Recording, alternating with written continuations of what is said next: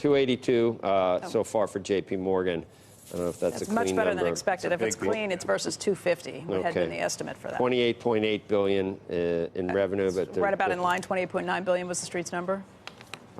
Stock at this point is responding positively to that news. It's up $1.52. So many different metrics that Marty Mosby better be able to talk about here. So I hope he's really scrambling. Non-interest expense, 16.3 billion. Net interest income, 14.5 billion. Non-interest revenue, 15 billion. It was a 16% return on common equity. 16% return. What are there in trading revenue? I haven't seen trading. Should be out any second. Provision for credit losses, 1.15 billion. Jamie Dimon says he continues to see positive momentum in the U.S. consumer. Positive momentum for the U.S. consumer so far. What else? Yeah, no, I mean, that's the main thing. 60% return on equity is probably the high for the cycle and the high for the industry in terms of the big banks. The stock, too, has been, I think, a little bit subdued in sense of enthusiasm for it.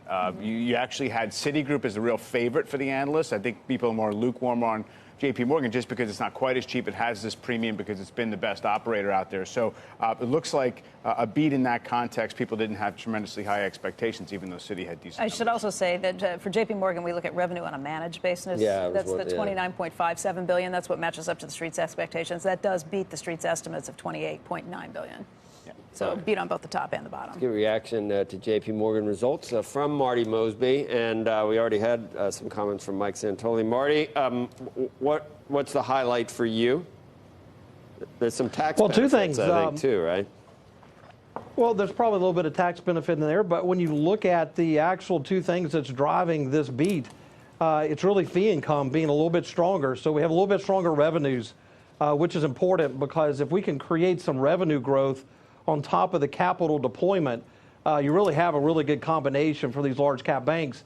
And then secondly, the credit costs were relatively low, so much lower than expected and lower than what we even had last quarter.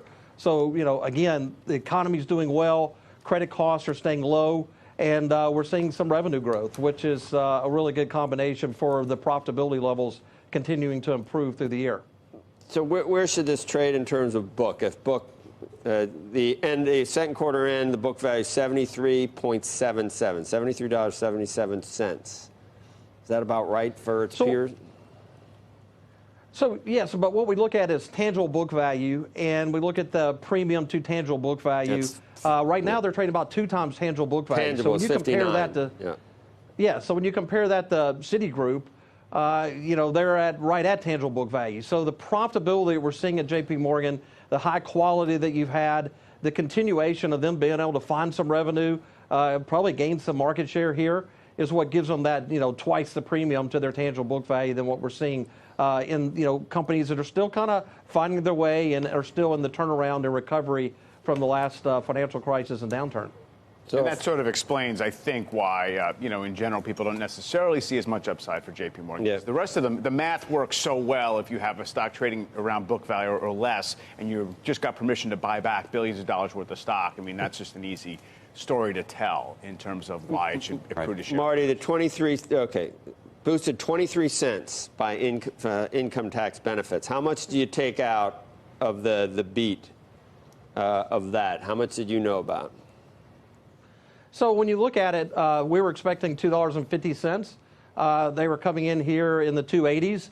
So, yes, you're going to take out about 23 cents of that favorable, and then you're going to be left with about 7 cents, 7 to 8 cents of an earnings beat. Yeah. So, I mean, you almost don't want a J.P. Morgan to beat by 32, to beat by 20% in a quarter because it's probably a one-off. It's probably some weird trading swing or something like that. Especially if you're an analyst, because it just means you're crappy. Well, there you go too. But I mean, it's just you have most of the metrics out there. You know their market share. You know what the markets did.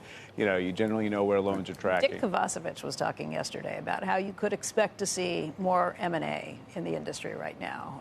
You think that makes sense? Yeah, and he was talking though on a smaller scale, so not among the top institutions institutions, they're completely hemmed in. It's not going to happen. They can't buy anything with From regulatory. with real capital. Yeah. But they can buy a lot of fintech stuff. That's right. So I think that's what it has to be. I think that's where you're going to see some really interesting fintech And JP Morgan's transactions. done some of that. Yep. I do, absolutely, without a doubt. So the sort of peripheral businesses to core banking is where they'll do it. But in terms of institutions like that, old-fashioned slam two institutions together and cut out the costs and rationalize, I guess it should happen on a smaller scale. But you would have expected it to happen already.